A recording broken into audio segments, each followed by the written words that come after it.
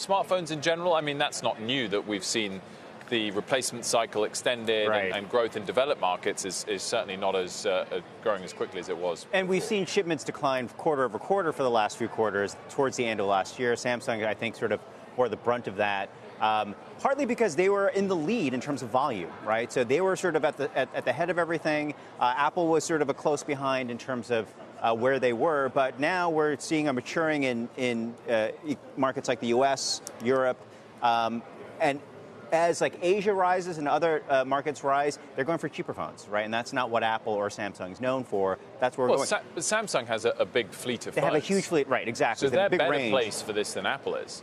True, but the Chinese makers like Xiaomi they're just undercutting price, and they're, from all accounts, just as good. They're just as well made. The software maybe sort of is less of less caught up. But in China, especially, WeChat is sort of the operating system anyway, so it's just an app that everyone uses, no matter what the underlying operating system is, and they can kind of get away with that. But what it means for Apple, what it means for Samsung, if you're in these mature markets and you've sort of kind of hit saturation, you need to get more engagement out of the phone. So services, in the case of Apple, that's their media business, they're really trying to prop that up, and that's a way for them to boost their sales. It's not going to go in these sort of up and down cycles the way hardware renewals do.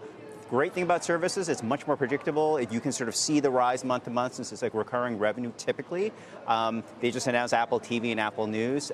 How much that plays into it, we'll have to wait and see, of course, but that's the plan. They've seen that coming. So what Samsung is saying is something Apple has seen, which is why services is the name of the game. We saw this with PCs, yes, right? I mean, you basically hit peak PC, and it has been a kind of growth at less than GDP for many years now, and I guess the value accrues to the software and services providers. Well, and then after software, what happened after that was like Facebook and Google, so it wasn't even the operating system. That's right. You know, there was a fight for the operating system for years, and it's like, you know what, that's not even about that anymore. The value is not in the machine anymore. Right, exactly. Does 5G change things? I mean, yes, it would make it easier to view movies on your phone live, streaming them, but how many people actually do that? I kind of feel there's a lot of hype out there for this next level of service, but already what we can do on our phones is pretty remarkable. Pretty remarkable, but I do think that will make the hardware more of a commodity, ultimately. If the connection to the internet wirelessly is that much faster and more able, the hardware kind of becomes less important, because now things can be done in the cloud. You know, Amazon's talking about doing earbuds based on Alexa. If it's not tethered to a phone somewhere, if it's tethered to 5G in some form or another, you can just imagine it. You don't even need a device to go along with you. You're just accessing information to the cloud.